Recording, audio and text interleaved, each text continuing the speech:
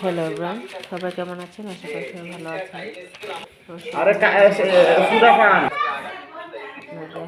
বাড়ি শুরু হয়েছে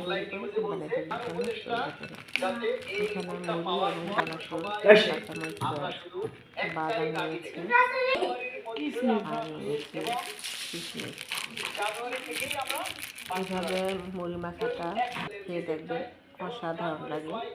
আর দিয়েছি একটু সরিষার তেল একটু বেশি করে দিয়েছি, এতে খাবারের টেস্টটা দ্বিগুণ বেড়ে যায়।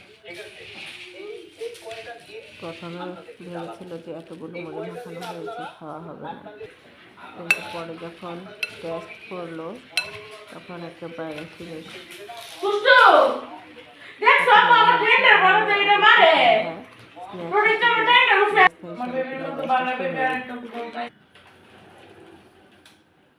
চমৎকার।